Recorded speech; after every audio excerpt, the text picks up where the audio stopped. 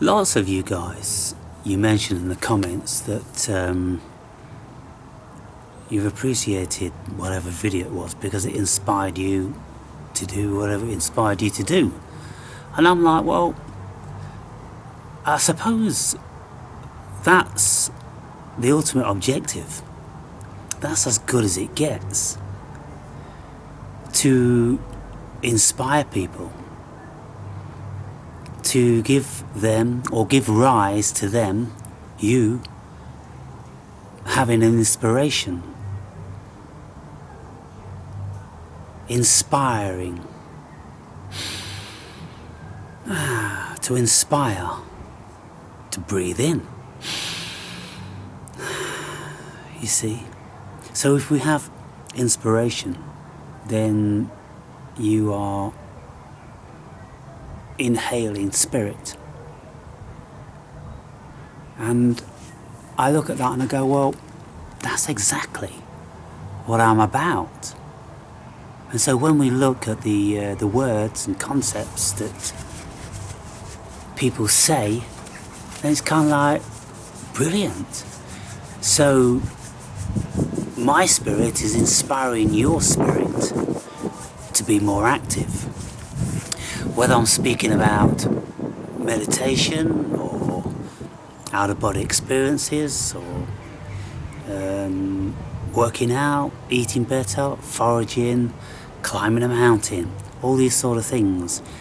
If you get inspired to do some self-discovery work yourselves, then that's awesome. Because there's nothing more limiting than just listening to what other people have to say. I was speaking with a friend this morning and he'd been sending me some stuff to watch. And I'm like, I've not watched any of that stuff, to be fair, mate. And the reason being is because I find it too distracting. It's not where I am. You know, it's kind of like blowbacks from, a few years ago on this conspiracy or, that conspiracy, or finding a bit more out about this and that. And it's kind of like, well, I'm kind of done, really, with listening to people's opinions. Because if all our life is about is listening to people's opinions and forming none of our own, then it's a sad lot, isn't it? And probably what's even sadder is when we listen to other people's opinions, then we copy and paste them everywhere we go. And we consider that they're our opinions, when there's nothing that's been thought out within whatever's been said. There's nothing that you can lay claim to personally because you've got no experience. And so, how come with no experience you have an opinion on something? I don't value that. I don't value it at all. And the vast majority of stuff out on YouTube is people espousing other people's opinions. And I said, it's like this. This is how I see it. I used to have a go at surfing years ago. And so I used to, sit on the beach and watch how good surfers would catch a wave. And I would notice that you got a whole bunch of people sitting out there. And their objective is all the same. It's to catch that beautiful wave. And so when the swell starts to emerge and they look round, towards the outer ocean, and they can see that the swell's coming in, and then they're judging it as they get nearer and nearer and nearer whether it's going to be the right variety of wave that's going to take them on a good ride. And if it is, then they're all, to jump up on it. And many people jump up on the same wave, and then they'll ride that wave until they can't get any more energy out of it, and then they'll turn back round again to look for the next wave coming. And I'm like, that's what people are doing. If all you're doing is just looking at whatever wave is, what do you call the terminology? trending, whatever wave's trending. You know, for instance, there was this MSN thing, you know, a couple of years ago. It was talking like this. And it was so, oh, it was heinous. All of a sudden there's just a mass of any fool with a mobile phone that, you know, thought they'd put up a video, and it was just obnoxious. And any number of negative connotation. Praise be that these things don't last that long. But they're just like these waves that surfers catch. They'll ride them, they'll get the maximum they can out of them, and then they'll turn back around and look to see where the next one's coming from, and whatever it's going to be, and then jump on the proverbial bandwagon. I said I'm tired of this rubbish all around the world, that the latest conspiracy just goes poof all around the world, and everyone's making videos about it, and everyone's saying the same thing, and it's like the Chris Rock slap. You know, I saw clips of it in Chinese, in just about every language that, you know, that there was on the planet. You know, there's this clip of all these TVs with everyone saying, oh, Chris Rock, whatever. And it's showing that, you know, clip. Wow.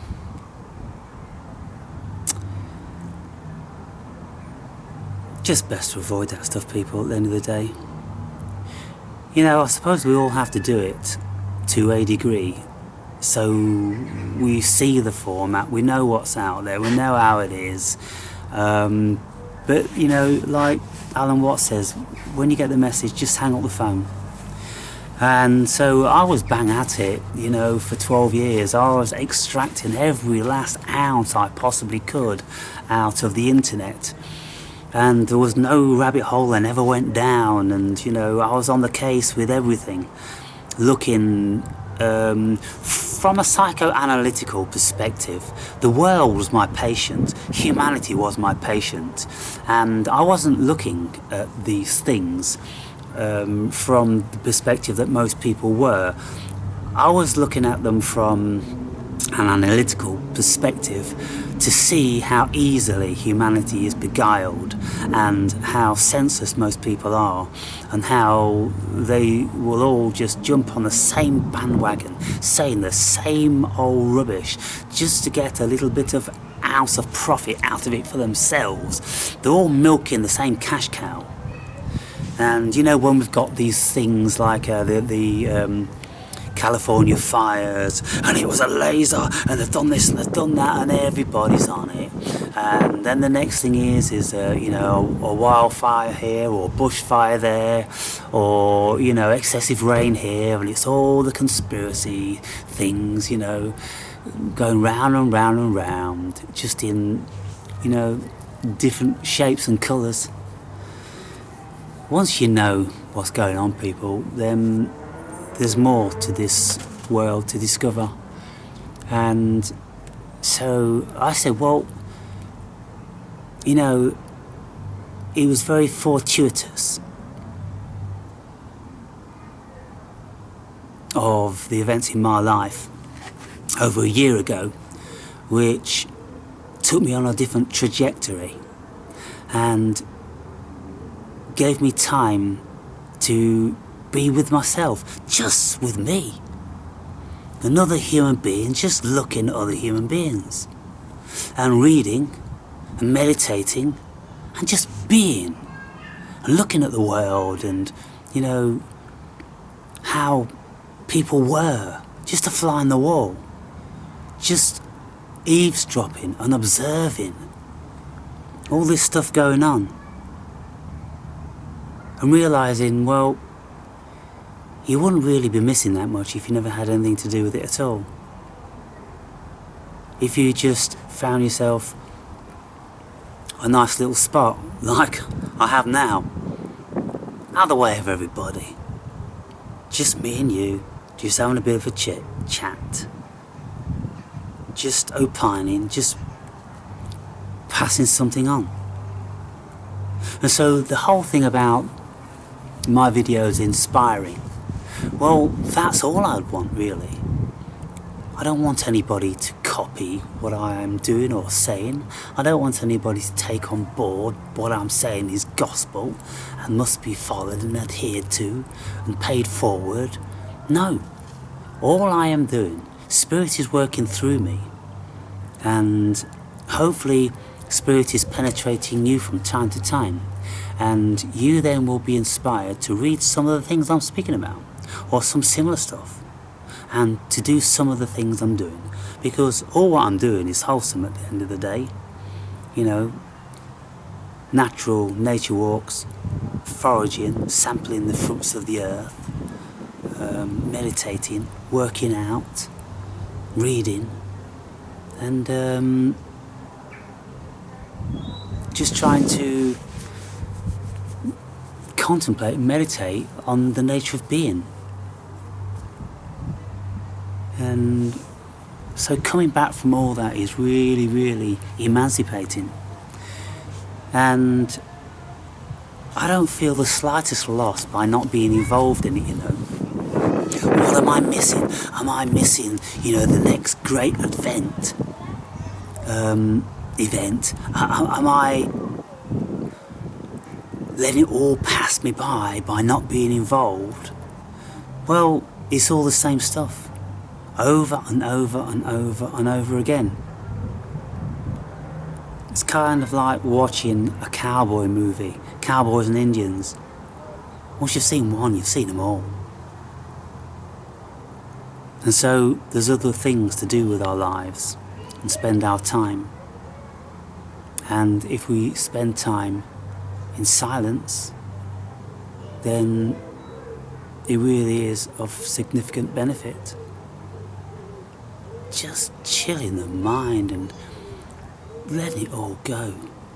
And I think to myself, praise the Lord that I've put myself in this position, because I don't know what I'd do if I never had the time just to sit here and make a video, if I never had the leisure just to go to the gym whenever I wanted to get on my mountain bike and go for a cycle whenever I wanted to go foraging whenever I wanted to.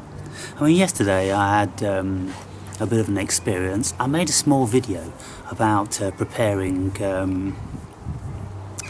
these elderberries, and I may put that up if it's of any value, you know, just so this video makes more sense, I suppose. But whilst reading in these foraging books, sometimes you get a caveat, which is a warning to certain foods, because certain foods have a tendency to have a certain reaction on some people.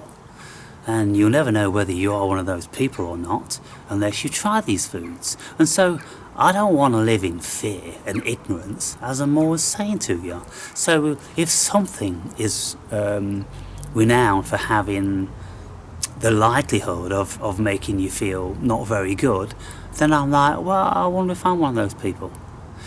If I am, it's only going to take one occasion where I'm going to, you know, have the adverse effects from it, vomiting and maybe diarrhea, and then I'll know that something in that food doesn't agree with me. But if that doesn't happen, then I know that I can eat those foods forever.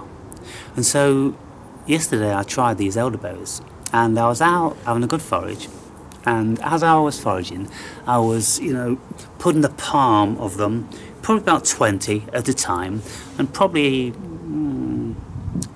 I don't know, maybe I ate like 60 or 80 of those. And whilst I was preparing the elderberries, I started to feel just a little bit queasy. And so I thought, interesting. Okay, so I'm, you know, one of these people that the elderberries don't agree with. Okay, well, let's see how far it goes. And so you're supposed to feel queasy, and then you start to sweat.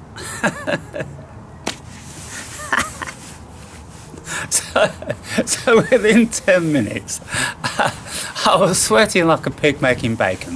And I thought, well, if this is all it is, no big deal. and I was preparing my evening meal at the time. I had breaded cod in the oven with the chips, and I was frying some eggs, and you know, usually I look forward to that meal, but then progressively I started to feel less and less like I wanted to eat it. But I did, because I didn't want it to go cold and then soggy, you know, when the batter's crisp or the breadcrumbs are crisp and the eggs are ready, you know. So I thought, okay, I'm going to go for it. And so, you know, I got halfway through that and I'm like, can't do it, can't do this anymore. And so I went and sat down and looked at something on the computer for 5-10 minutes. Then all of a sudden, it's like that, in an instant, ran straight into the toilet. Bah! Bah! Bah! Really fierce. Wow, it was so fierce that I've still got a sore throat today from it. So I vomited probably about 10 times until in the end there was absolutely nothing there. And then I drank, you know, half a pint of water, and then I thought, well, it's going to come out the other end as well at some stage, because my stomach was, oh my God, oh, whatever. And so then, you know, got a lot of wind, and eventually I was urinating out of my bottom. Really forceful urination out of my bottom. In actual fact, I was pissing like a bird. Pissing like a bird I was. And then I still had a residue this morning, just from a little bit of those elderberries. And so I'm going to do some research later to see what actually are the constituents that bring on that effect. Because, you know, elderberry wine, you know, they can't be selling elderberry wine if it's known to cause 1 in 10 people, you know, violent, you know, bodily reactions. And so there must be a process that you do that eliminates that. So I had this much in a thick jar of beautiful elderberry juice, and I was tasting, I'm thinking, that's pretty good actually. You know, this elderberry taste, it's kind of like a unique thing to itself. And so I thought, well, I'll have a small glass of that each morning. Very high in vitamin C and antioxidants and all that. But then when I vomited, I lost the stomach for ever sipping that again, of course. So I put it all away. But now I know, you see. I didn't just listen to somebody telling the story about it could make you sick and then never touch it myself. I found out for myself. It's not a life and death thing, people. It was just a bit of vomiting, a bit of diarrhea, no big deal. But the knowledge now I have forever. And but one thing it has done is that if I read something of a similar nature where it says, oh, these particular mushrooms may cause this, then I'm going to kind of make sure that I'm not going out that night, or I've not got anything planned, not got any Zoom chats or anything like that. There's nothing going on, and then I can experiment with it, because lots of fungi is supposed to bring about those sort of reactions as well. And but I've ate, you know, the big parasol mushrooms without any problem, and they're one of them, which with some people, you know, have an adverse reaction to. And so yeah, you know, life is about the experience. It's not about listening to everybody else's experiences, and I know lots of you guys do that because you don't have facility or inclination or whatever to do lots of the things I do. But you know, I'm kind of hoping that you will draw something more than just voyeurism, you know, from all of my videos. They must inspire you in some shape or form to do something, even if it's just walking out in the woods. I mean, people tell me that. Yeah, I was really inspired actually, just to get out in nature and look at things like you do, Aaron, looking closely at things. And so I did. And then, you know, one of the viewers, long-term viewer, I consider him a friend, made a video for me. A similar sort of video that I do, walking around talking about the natural things that I come upon, fungi and trees and shadows and all that sort of thing. And he made this video for me, and I really enjoyed it, and I really appreciate that, because you know, he was carrying the essence of the Awakened Brave with him, and being conscious and, you know, more aware.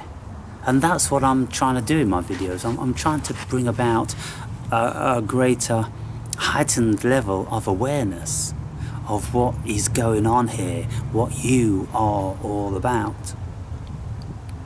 So in this chapter that I'm finishing off now, so to 26 pages, I'm speaking about, you know, how to know God, and, you know, what God is, because at the end of the day, we don't have to consider that, you know, God is Jehovah, or is this dude sitting in the clouds, or whether it's any other number of deity that, you know, our cultural preference is.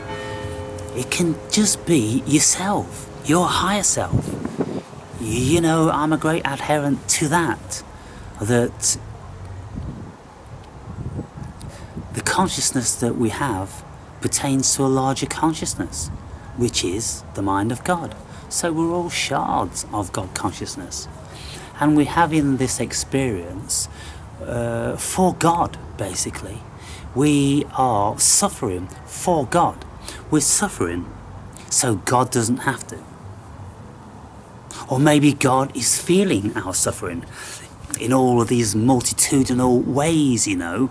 If God has, you know, severed or fragmented himself into 8 billion human beings on the planet at any given time, and experiencing the cosmos via them, which I think that's what's happening. I think there's just something which is super intelligent, and it experiences and it collates knowledge from vicariously living through all of its creations. Due to the magnitude and expanse of it all, it's fragmented into gazillions of shards. It's feelers out in every direction. And that's what it is. I listened to a small video yesterday. It was about some American dude who liked snakes. And he'd collect snakes, and he became renowned for being the place to take wayward snakes to, unwanted pets or injured snakes, or all this sort of thing. And he had a load of snakes, and he had pythons and anacondas, you know, constrictors, and in the end he died by one. He knew all their traits and, you know, what you should do and what you shouldn't do, and yet he had this rogue constrictor. What was it? I think it was an anaconda. A boa constrictor. He had a boa constrictor. And it was aggressive. And he said, or the people that are making the video who, you know, got this information, said that the snake was aggressive because it had been treated poorly by its previous owner. And I'm like, serious? Like snakes hold a grudge? Like snakes have a level of consciousness and sentience which enables them to decide what they like and don't like? Really? You're talking about a reptile. Are you not projecting your humanism onto this snake? But I don't know about snakes' consciousness enough to be able to pass an opinion on that, you know, without looking into it more and seeing if there's been any research on the consciousness of snakes. But they reckon that this snake had a grudge against mankind for being treated poorly, and then was just waiting for any given opportunity to strike.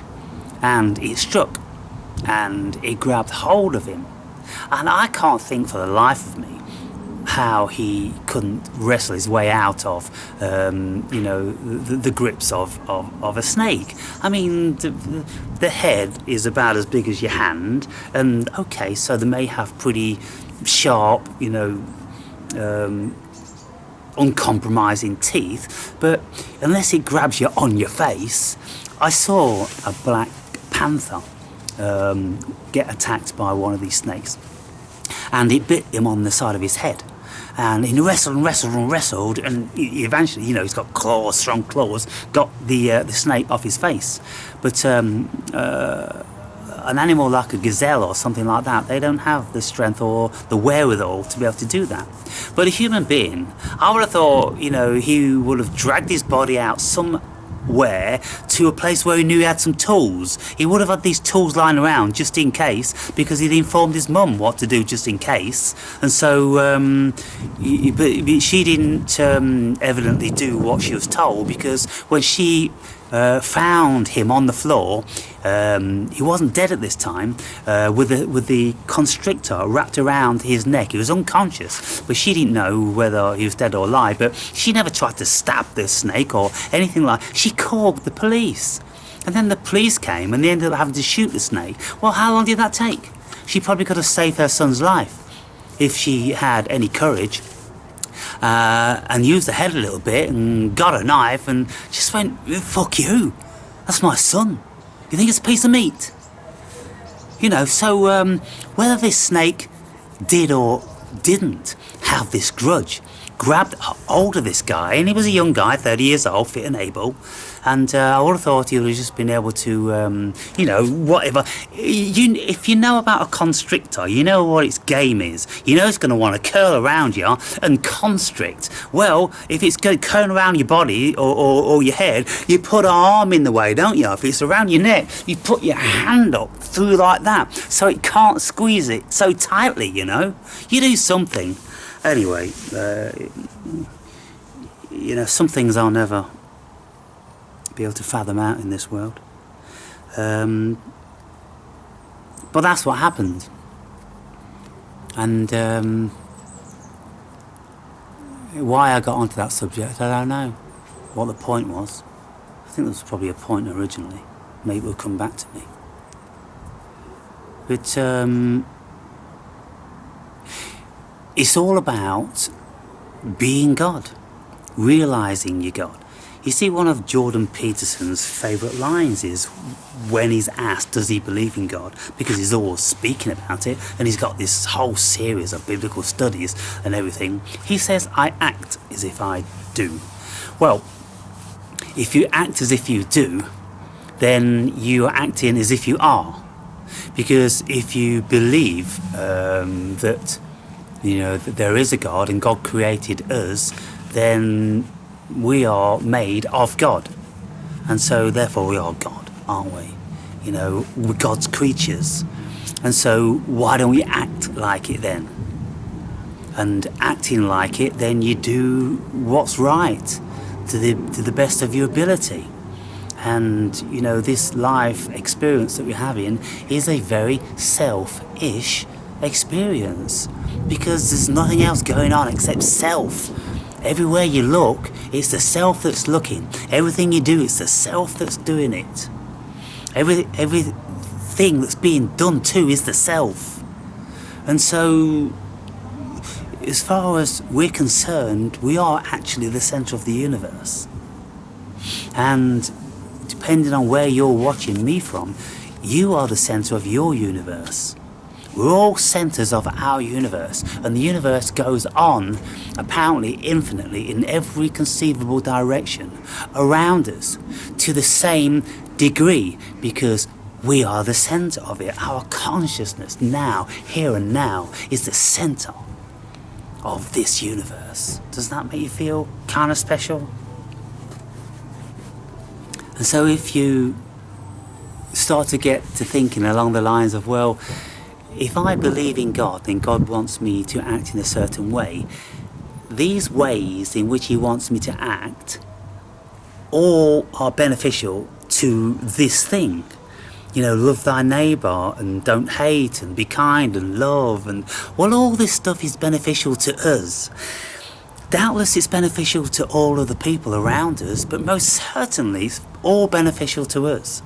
And so you think, well, believing in God then is just doing the best possible thing that you can. And like Jordan Peterson says, he acts as if he believes in God. And so if we all did that, if we all believed that we were God and that there was a God and we wanted to act godly, then we'd all be acting in the best possible way. And then, whilst I'm writing this chapter, I remembered a quote from Blaise Pascal, a philosopher of about 1600s, and who was saying that people will be wise to believe in God, even if there's no proof that there is, because there is and would be benefits. You don't have any loss other than maybe the sins that you would have perpetrated. You would lose the pleasure from the sins, but you gain greater pleasure ultimately by adhering to all the other things. And so act as if there is a God, act as if you believe in God, act as if you are God. And so all these videos I'm making and all the things I'm saying in my chapters is basically, I don't know whether we are God, I am God, there is a God. I don't know anything, for sure. None of us do we? But just because I couldn't categorically say that I knew all these things, then that doesn't give me license to act like an ignorant ass, does it? Because if I go through life acting like an ignorant ass, then nobody's going to benefit from me being here. So at the very least, let us try and bring about some benefit to other people, even if we don't give a flying whether there is or isn't. So you see, there's lots of benefits by starting to lean towards there being a God. Well, whether you want to call the God Jehovah or Allah or anything, just something, just the higher self, just the higher being. Something that you're connected to that's keeping a record, because I'm certainly positive that there is a record being kept and I'm the one that's keeping it. And scientists know by probing into people's brains, touching in certain parts of the brain, then the conscious person will have memories of 30 years ago, this, that and the other. So everything is being stored. And then when people have life reviews, it all comes flashing back, doesn't it, in a few seconds, telling you what a dumbass you've been. And so, wouldn't it be wonderful if everybody could have a near-death experience very early on in their lives? Probably about 30 years old, at least they've had 30 years to really mess up on so many different fronts that they would learn a great deal, and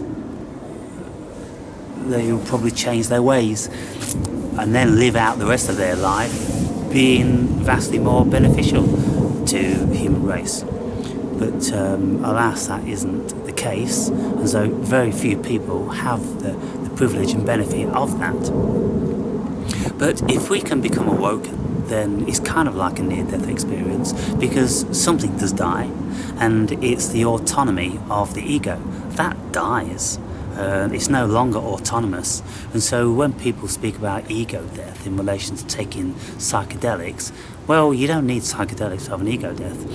Maybe you just need a few years of meditation under your belt, or something that is just going to give you a stark realization, like some sort of trauma in your life.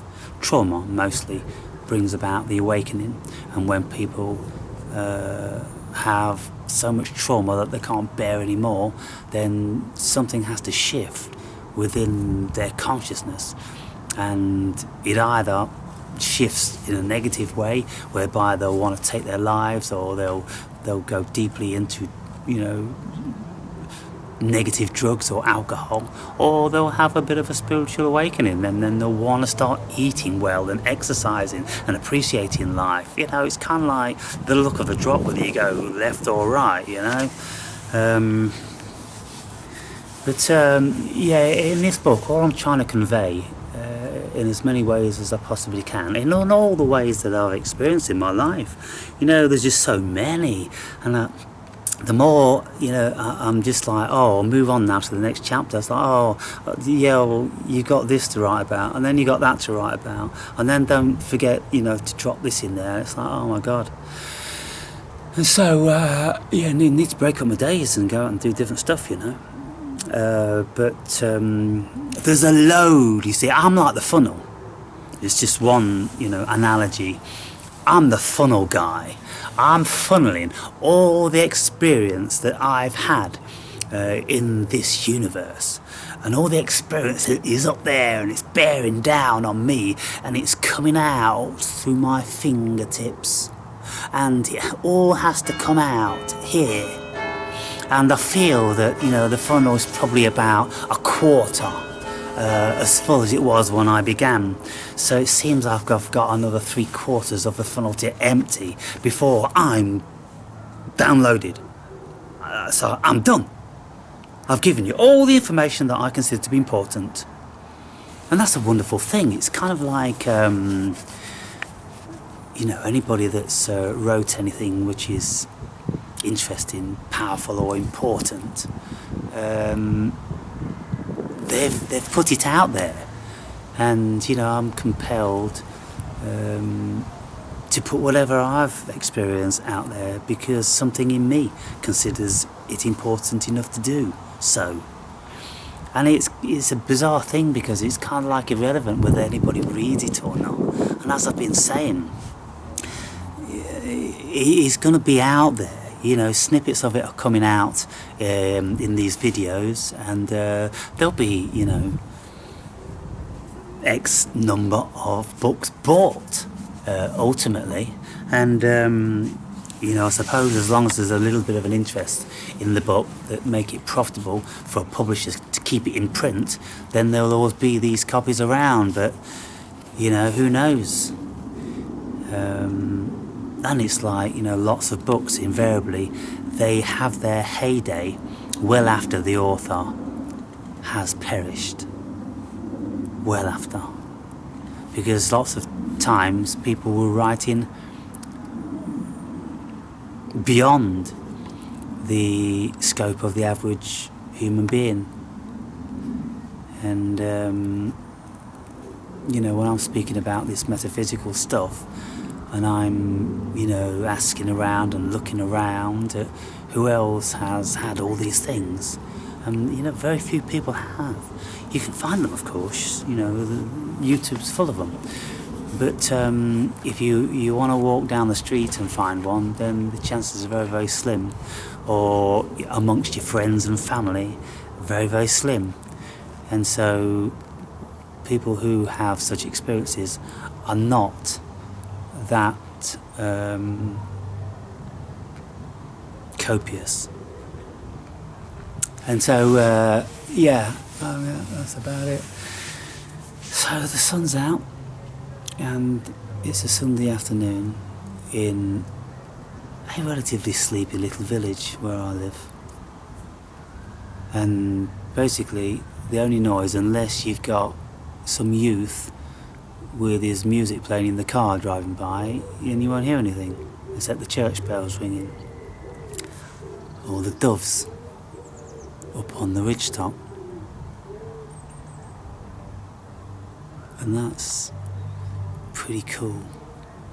I remember a few years ago I went down to visit my daughter when my daughter was living down in London, and I stayed there for about 5 days, and wow, I'd just come back from the Algarve, where I was living on the coast in a 10th floor apartment, 30 seconds away from the beach, in a very quiet area.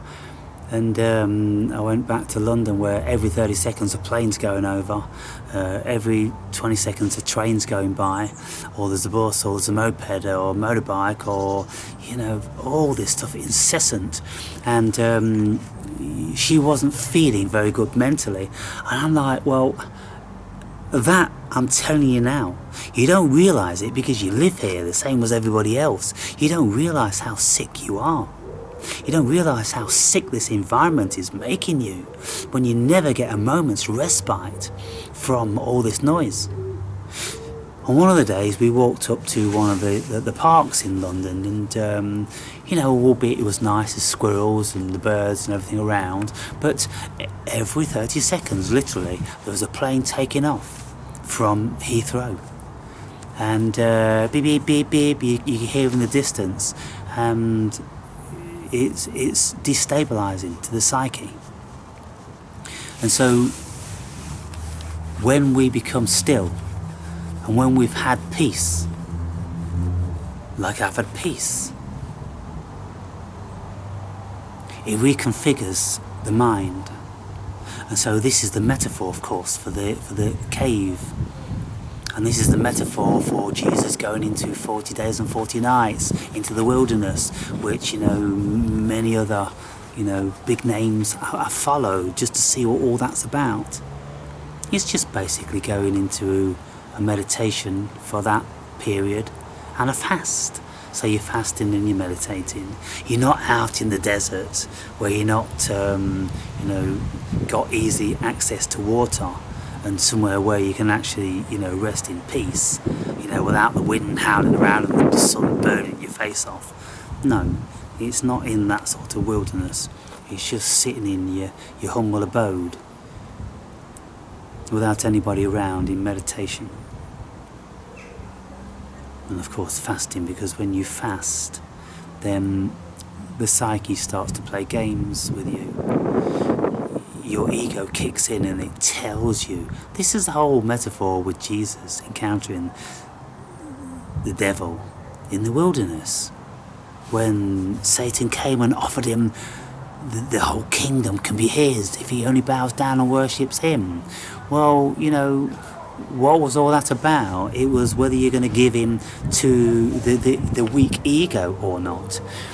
The ego wanted comfort, it wanted, you know, foods and drinks, it wanted company, you know, it wanted satisfaction. There's so many regions. Are you going to give in, you know, to, you know, that negative influence in your lives? Or are you going to be strong and you're going to overcome it? That's all the metaphor for Jesus. No devil, you know, made him no offer. People, get serious about this. There ain't no devil, save for in your own mind. There's plenty of devils and demons there. Every time you walk by a pub, they'll be screaming at you, let's go in, let's go in. Every time you see a cream cake, they're screaming at you. Every time the ice cream van, you know, drives by, all these devils are screaming. All these pleasures that they want. You know, they just want a life of hedonism, you know, just steeped in pleasure every day without ever considering the consequences. Well, no, we can't live like that. There are consequences. And so when we fast, we're good to our body, and then we condition our minds because we stay strong with our objective. And for 40 days and 40 nights, that's some constitution not to partake in earthly pleasures, you know. I mean, I've done a week's water fast, just drinking water, and that was pretty easy. I never even got hungry until I was on the 6.5 day. I was almost finished on the 7th day, and then because I knew I was finished, then my stomach started to rumble and my mouth was salivating about the things I was thinking about, and then all of a sudden I became traumatized. You know, for half a day I was traumatized. And it's like if you want to go to the toilet, when you're out and about, there's only a very, very faint recognition of that you want to go toilet, you know it's there somewhere. It's kind of like, oh, you know, when I get to the toilet, I'll use one. But then as soon as you put the key in the door, oh, busting, and you can't hold it for more than, 10 seconds. What's going on? You never even thought about it, 50 yards away from the front door. Then all of a sudden, the key goes in the door, you're about shitting or pissing yourself. Yeah, and so this is how these inner traumas come about. It's when we are open to being compromised. If your friend is always trying to entice you out to the boozer and to talk to the girls and all this sort of thing, when you know you shouldn't be doing it, if you are weak enough to give in, then be it on your own head. The consequences when you've had too much drink. If you're strong enough, then you don't get involved, do you? And so when we look across our lives, we have to consider all these things. How open are we to compromise? How steadfast are we in our disciplines? And you will be the proof of your own pudding. And so, as far as I'm concerned, you'll all know that I don't give in to too much that takes me away from my focus. And that way I maintain results, and I don't slip into the realms of negative energy. And so anyway, this just another of the multitude, all similar messages really. It's all you, potentially your God. What are you going to do now that you know you're God? Are you going to act like an idiot, or are you going to do the right thing? And if you do the right thing, then you prosper and you reap all the benefits. And if you don't do the right thing, then you don't reap the benefits. Simple. It's a no-brainer, really, isn't it? And so, like Blaise Pascal said, we may as well believe in a God, because it's going to benefit you, short-term and long-term, possibly. The only thing that I had an issue with, and I wrote it in this chapter, with Pascal's surmising, was that he was sterile in his philosophy, because he never took into consideration that if there is a God, we can actually know it whilst we are alive. He was speaking about, well, if there is a God, you may as well believe in it, because if you do, you're going to act like there's a God, which is going to benefit you while you're being a human being, and then you're going to enter heaven. Well, I'm going one step further than that, and I'm going, well, it's not just a case of acting and doing all the good things which are going to benefit you as a human being in your community and that, but you will have something else once you know that there's a God, something you're connected to. You're connected to the infinite expanse of the cosmos, and you are a part of it, and you know it's you. So Pascal didn't mention that. But Pascal said his bit, and I've just said my bit, in addition to Pascal's. And he was writing, let's say, 400 years ago. So, whatever I'm saying, whatever I'm writing, maybe somebody will be commenting on it in 400 years' time also. And so there you have it, guys and girls. I'm just going to do some more looking at the clouds, because there's lots of stuff going on. Lots of variety. Maybe I'll show you a little bit. Just take the camera off of here.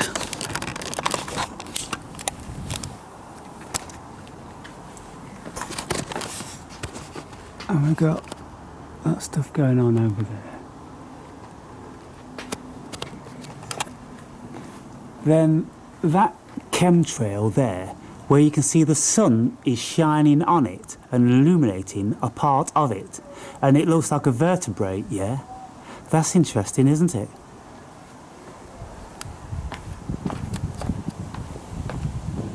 And then you've got some nice blue just below that grey.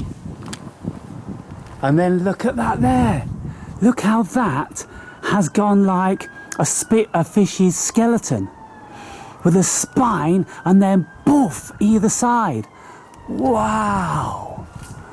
Oh, come on guys. You know, I don't get it, anyone that doesn't look up at the sky incessantly.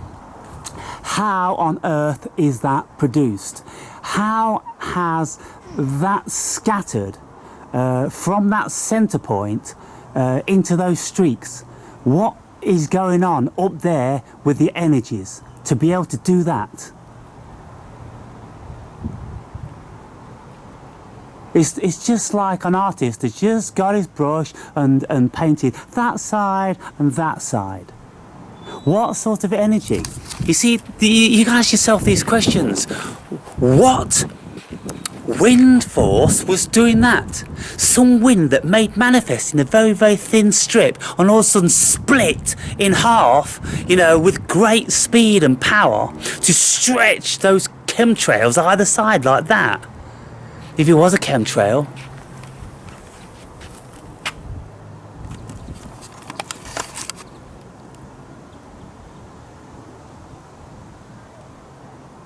our cloud's moving pretty fast, yeah?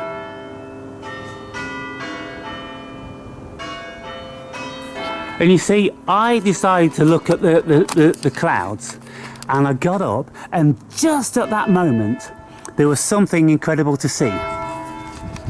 Now, in my book, I'm speaking about how I'm requesting from the universe or God certain things, and then with an instant I'm getting them. And I'm like, well, I don't know what to say about that. And so then I finished off this chapter writing about synchronicity, which is very meaningful coincidence, which are completely random and yet related. What happens there? That is a complete mystery unto itself. This world is filled with mystery, people. And when we open our eyes, when we look at it, and like now you see, the sun is just like, pow, it's beaming down, and all of a sudden I've gone in a godlike moment whereby I'm froze before the eyes of God, because I know that's God looking at me, God blessing me with his life force. I feel his life force all over my body. He's making me all go tingle and filled with gratitude and love for this existence that I've got going on here. And I look at how it's bringing splendour to the whole vicinity around me, how it's illuminating and causing shadows and different colours and everything like that. And how then the clouds come over and everything changes again. It's so incredible. Let's have a look at the light through these leaves, shall we?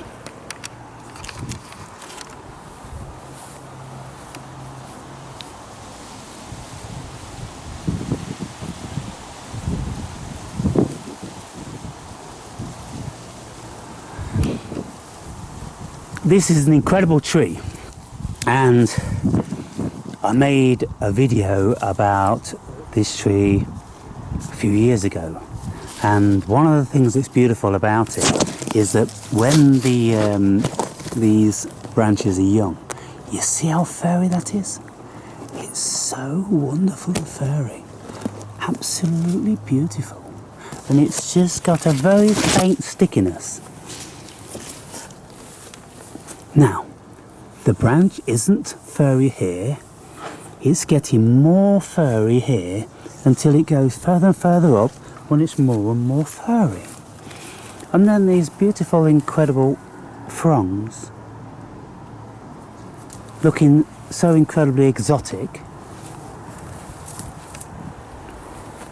I often wonder what some of you guys think when you're living in a country which doesn't have this level of architecture. You know, well, for instance, you ain't going to find nothing like this in Africa. And lots of other places this is kind of a distinct variety of architecture, of course, pertaining to the West or Western culture. And these varieties of building materials like sandstone and the green grass, you know, which is always there, you know, through winter and summer. It never dries up and becomes barren like in lots of these, you know, overly warm countries. And then just over the road here, right, there's a little old lady. She's watering her plants in her garden.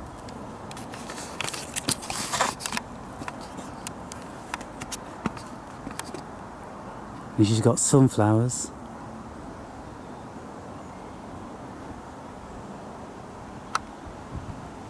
A beautiful little English garden.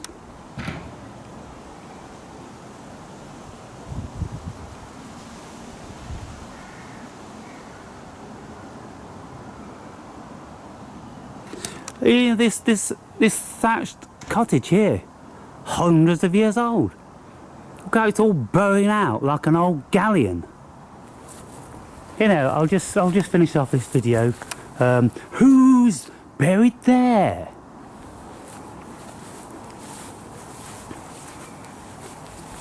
I'll just show you some of these slate gravestones. They're so wonderful, so elaborate, with a gorgeous artwork on them.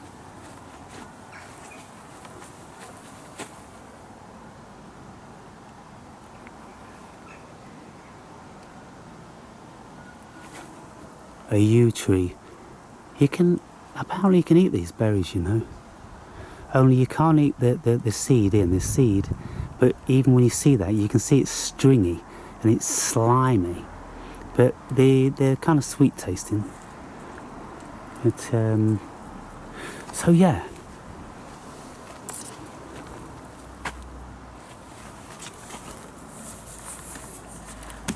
Solid slate.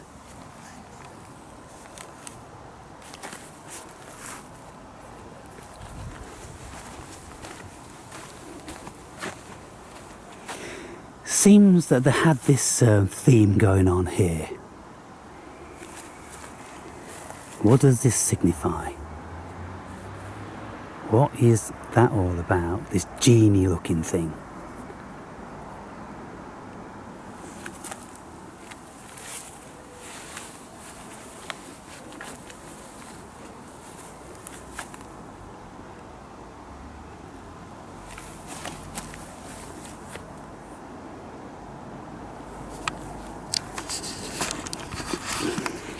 I just like it around places like this. Oh, just before I go, so my daughter, she often comes over to spend her lunch break, and if it's a nice day, we'll sit in the graveyard, or we'll have a little bit of a walk around. So this particular day, she said, I'll pick you up and we'll go to the supermarket because got a few things, then we'll go for a walk around the next village. So I went, okay, yeah, cool. So we did the shopping and then we started to walk around, and when we was walking around, I noticed a small little, you know, country road, one of these little tiny roads like around all these places, and I saw a church at the end of it, and I went, oh, let's go and have a look at that church. I've not been in that churchyard before. So it was a church like this. I walked around the back, and there was an old woman about 80 years old, you know, doing a little bit of gardening, and she turned around and looked at us, and I thought she was going to say, oh, we're not open, or we shouldn't be in here, or something like that. She says, oh, hello, did you want to have a look around? And I went, yeah, sure, you know, that'd be nice. And started talking to her about the architecture and the age of the building. It's a Saxon building originally, you know, like from the 1200s. And then she says, do you want to look inside? And I said to my daughter, do you want to go inside? I said, yeah. So I went inside. She said, oh, go and get the key. So, and I thought, wow, when does this happen? So she took us inside, and I'm looking at the incredible architecture and the sandstone grotesques which are on the side of the archway, and the old wooden door with all the locks and and latches on it, and then inside she's pointing out this old chair over there, and I went and sat in it, and the chair's like 500 years old, all big oak carved thing. And then, you know, she showed us around the rest of it and pointing this out and pointing that out, and, you know, spent an hour you know, with her, and we had a few little laughs and gained an insight into that. And it was something that just came alive. She came alive, I came alive, my daughter came alive. We came alive together, and we experienced something. And there was an atmosphere, of course, of history and religion and beautiful architecture and workmanship and, you know, lots of things. And so now,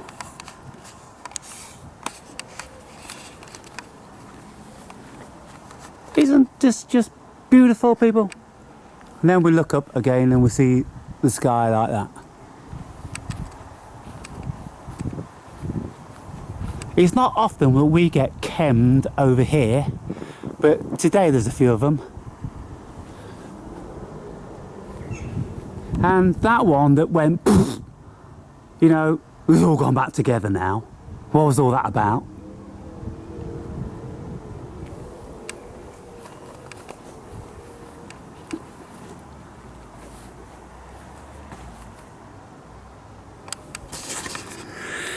Anyway,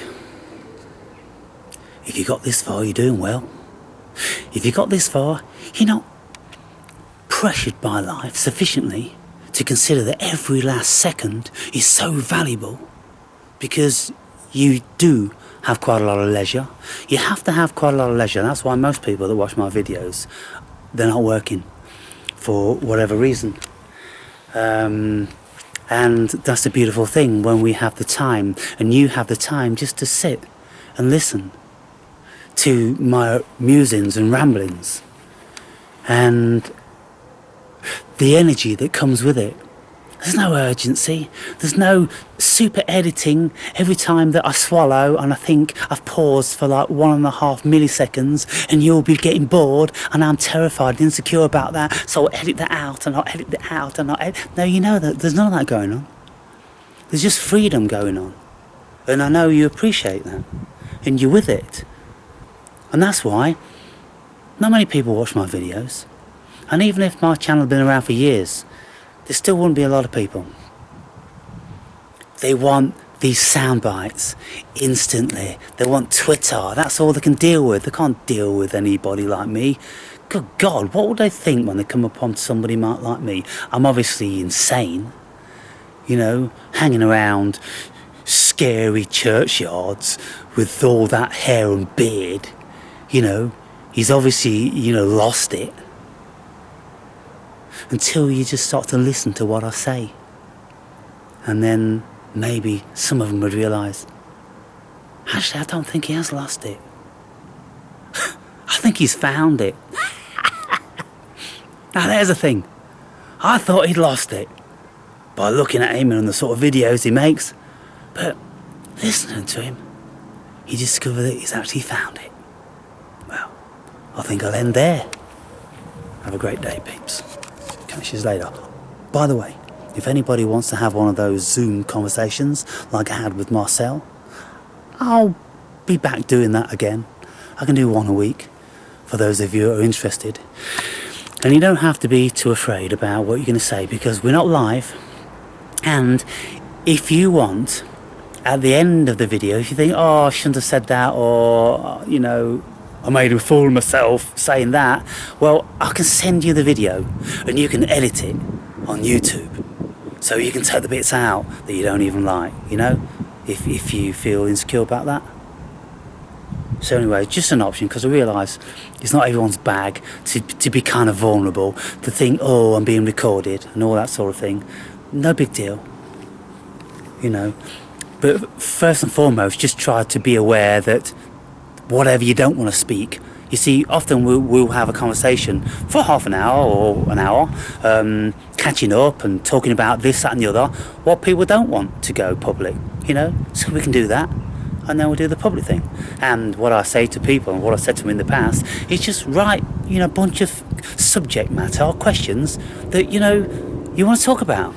And that way, you won't feel like you're stumped for anything to say. Not that the Awake and Brave ever gets stumped for anything to say, by the way. So I'm always going to carry the conversation if you dry up. So bear that in mind, peeps. Something that you might want to consider.